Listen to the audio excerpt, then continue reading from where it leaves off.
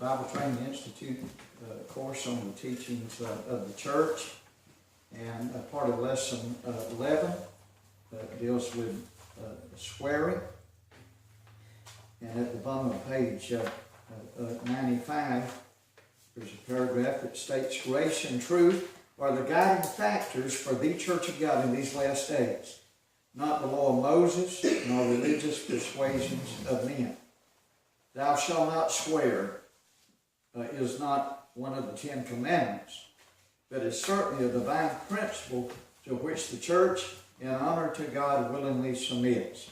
Man being of the earth and having no power in and of himself should abstain from swearing. Near the bottom of page 99, swearing. As the young disciple of Christ studies to show his or herself approved unto God, Jesus' teaching on swearing on the Sermon on the Mount will demand some attention. Jesus said, "Ye have heard that it hath been said by them of old time, Thou shalt not forswear thyself, but thou shalt perform unto the Lord thine oaths. But I say unto you, swear not at all, neither by heaven, for it is God's throne, nor by the earth, for it is his footstool, neither by Jerusalem, for it is the city of the great King. Neither shalt thou swear by thy head, because thou canst not make one hair white or black, but let your communication be yea, yea, nay, nay, for whatsoever is more than these cometh of evil." Matthew chapter 5, verses 33 through 37. The first phrase of the above quote points to the law of Moses and appears to be relative to the third commandment, "Thou shalt not take the name of the Lord thy God in vain," Exodus 20:7. The word forswear is used only once for swearing falsely. To swear is to invoke a power to support one's promise or oath, pledge, or vow. And Jesus told his disciples, "Swear not at all, for there is no support." Swearing brings no divine sanction and reflects a disobedience to the instructions of the Master. In addition to being against holding grudges, James states that he is in favor of being against swearing, as he gives support to the words of Christ to the extent that swearing brings one under condemnation. James 5:12. "But above all things, my brethren, swear not, neither by heaven, neither by the earth, neither by any other oath, but let your yea be yea, and your nay, nay, lest ye fall into condemnation." So said Jesus Christ, the head of the church, James, the first general overseer, and so says the Word of God in the Church of God today, swear not at all. To make a vow, promise, oath, or pledge has scriptural support. Biblically, the exact opposite comes across very emphatically, not to add swearing to any of these examples. "So then, be not rash with thy mouth, and let not thine heart be hasty to utter anything before God. For God is in heaven, and thou upon earth. Therefore let thy words be few. Better thou shouldest not vow, than that thou shouldest vow and not pay." Ecclesiastes chapter 5, verses 2 and 5.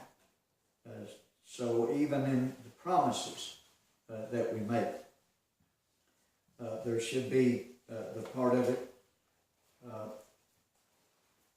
God willing.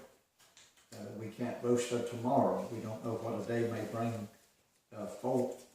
And when you say, I swear, that means there's nothing that could happen today or tomorrow, or no power on earth that could stop it from happening.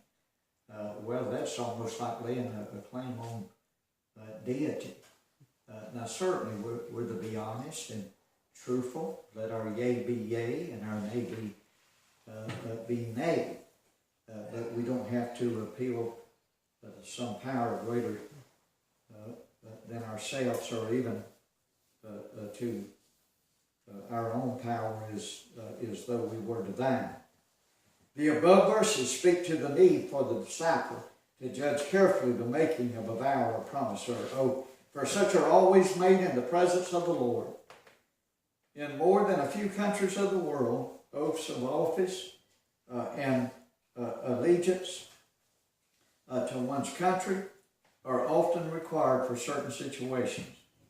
The Church of God supports and practices the generally accepted substitute for swearing with affirm, as in, I affirm my word.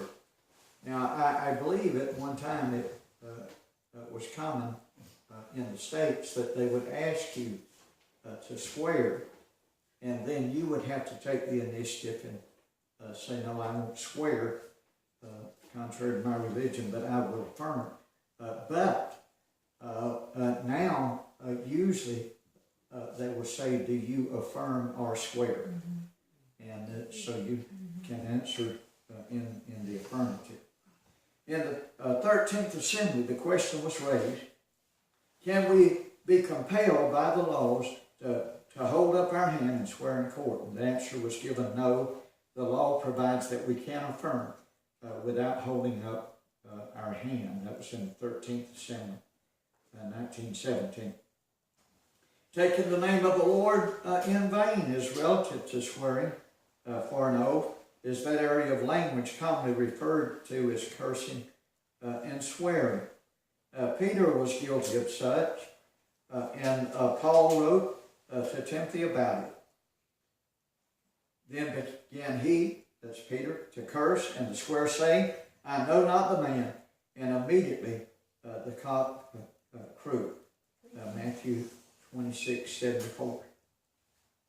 2 Timothy 2:16 states, but shun profane and vain babblings, for they will increase unto more ungodliness.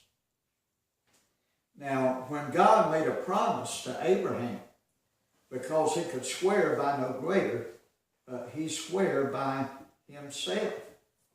Hebrews 6:13. Of course, God is all-powerful, and when he says something will happen, there's nothing on earth, beneath the earth, or above the earth that can stop it. So he can swear by himself. But God alone is all-powerful, capable of swearing upon a promise. The Church of God submits to the head of the church in obedience to swear not at all in any form. By all means, the Church of God should consider the following. Ye that say, today or tomorrow we will go into such a city and continue there a year and buy and sell and get gain, whereas ye know not what shall be on the morrow. For what is your life? It is even a vapor that appeareth for a little time and then vanisheth away. For that ye ought to say, if the Lord will, we shall live and do this or that. James chapter 4, verses 13 through 15.